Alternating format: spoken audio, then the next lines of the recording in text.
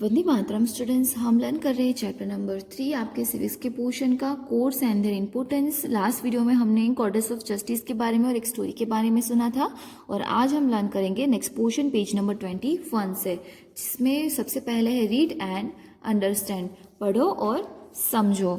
Our country is a democratic country. हमारी country कैसी है? लोकशाही है। लोकशाही यानी कि by the people for the people, लोगों के द्वारा और लोगों के लिए चलता हुआ शासन। The judiciary of our country is independent and unbiased, यानी कि हमारे यहाँ का न्यायतंत्र वो स्वतंत्र और निष्पक्ष है। Those who do not abide by the law are considered as a criminals. जो कोई भी देश में यहाँ पे कायदा का पालन नहीं करता है उसको गुनहगार ठहराया जाता है। Such criminals deprive people for their rights. अभी गुनाह करने वाली जो पर्सन होते हैं ना, वो दूसरों के हकों को छीनते हैं और यही उसका सबसे बड़ा गुनाह है। हमारे यहाँ पे गुनाह किसको बोलते हैं? तो जहाँ पे लोगों के हक उसको ना मिले, जो उसके हक उसको ना दे, तो वो गुनाह होता है। आपके पास राइट्स है, बच्चों के पास राइट्स होता है तो 1 to 8 तक गवर्नमेंट स्कूल में फ्री एजुकेशन मिले, उसको वहाँ पे मिड डे मील प्रोवाइड किया जाए। अगर कोई गरीब बच्चा है, उसके पास अच्छे पहनने के लिए कपड़े नहीं है, अच्छा खाने के लिए कुछ नहीं, और वो स्कूल में एडमिशन लेने चाहता है, उसको टीचर मना करती है कि आपको फ्री एजुकेशन नहीं मिल सकता क्योंकि आप बहुत पुअर हो, आपकी सिचुएशन अभी बहुत ख़राब है, तो वो उसके राइट्स को छीनना हुआ और वो टीचर के अगेंस्ट वो बच्चा केस कर सकता है। तो यही होता है गुनाह, और जो गुनहगार होता है उसको दूसरों के राइट्स को छीना ऐसा माना जाता है। Our country is benefit of judiciary at all levels. हमारी कंट्री में एक पूरी न्यायतंत्र व्यवस्था है जो सारे लेवल पे अवेलेबल है। There are 3 levels of courts, taluka, district and state level. 3 level है कोर्ट्स के, तालुका, डिस्ट्रिक्ट और state. There courts are known as taluka court, district court and high court. ये जो कोर्ट है वो तालुका कोर्ट, डिस्ट्रिक्ट कोर्ट और हाई कोर्ट्स के नाम से जानी जाती है। Judgment are passed on civil and criminal cases. जो जजमेंट होते हैं वो सिविल यानी कि दीवानी और क्रिमिनल यानी कि फौजदारी दावाओं के द्वारा न्याय किया जाता है।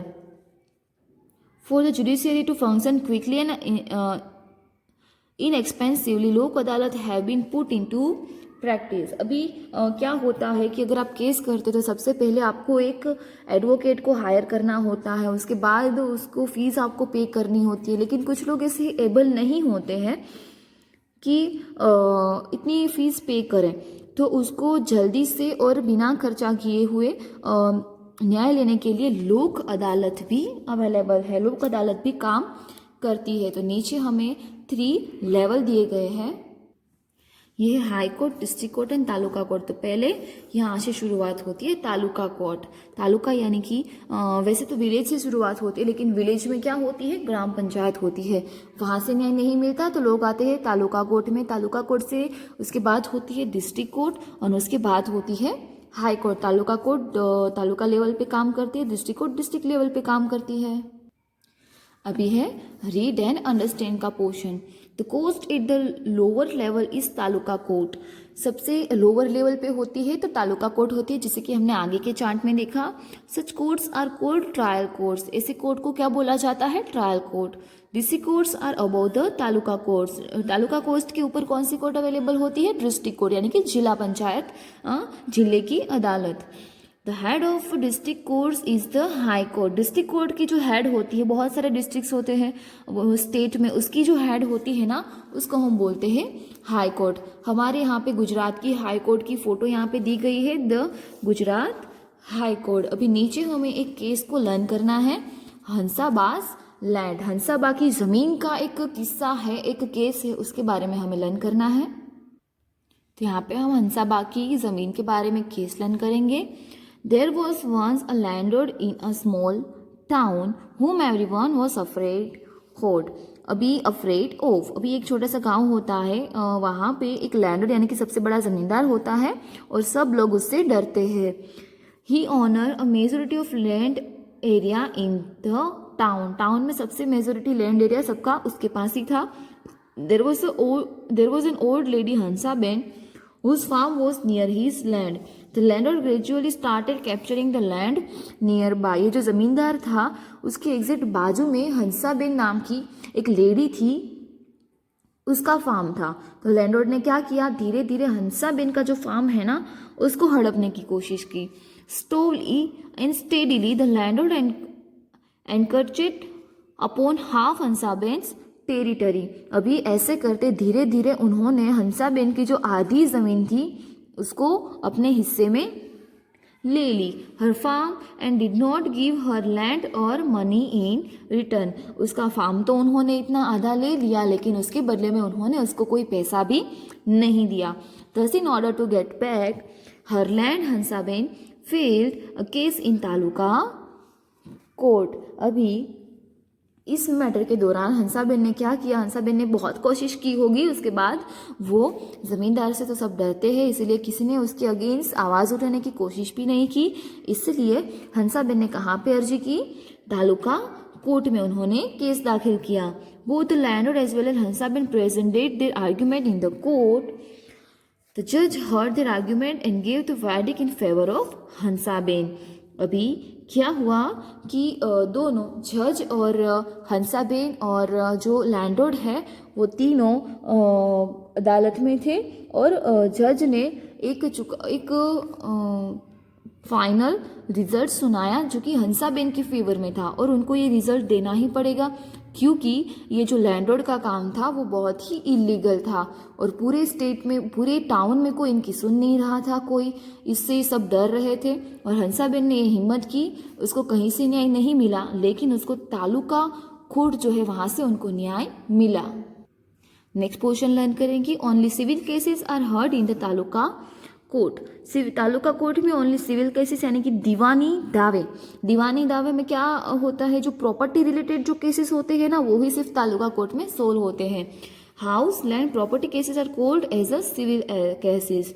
If people do not get justice in taluka court they can appeal to the district court. लोगों को तालुका कोर्ट में से न्याय नहीं मिलता है तो वो डिस्ट्रिक्ट कोर्ट में भी अपील कर सकते हैं। नेक्स्ट पोर्शन है high court. The highest court. अब हम लर्न करेंगे हाई कोर्ट के बारे में।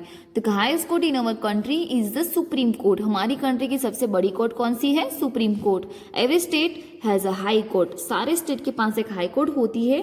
The high court in our state in Ahmedabad. हमारी हाई कोर्ट कहाँ पे अवेलेबल है, गुजरात की अहमदाबाद में।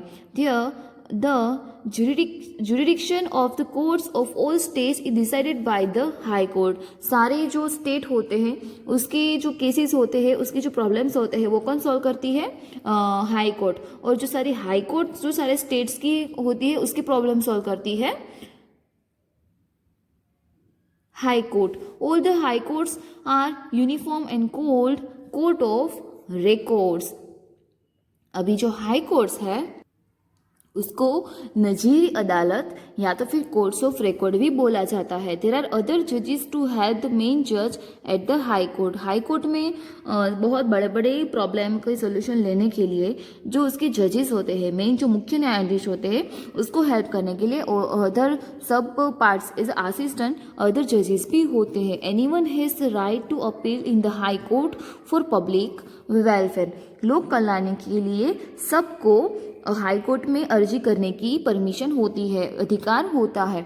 However, if anyone appeals for the wrong reason and wastes the court's time, she or he could be punished। अभी सबके पास ही अधिकार है कि वो हाई कोर्ट पे अर्जी करे अपने लिए, लेकिन कुछ लोग ऐसे होते हैं जो ऐसे ही खाली ऐसे ही मतलब कुछ प्रॉब्लम नहीं होती है और ऐसे ही हाई कोर्ट में चले जाते हैं।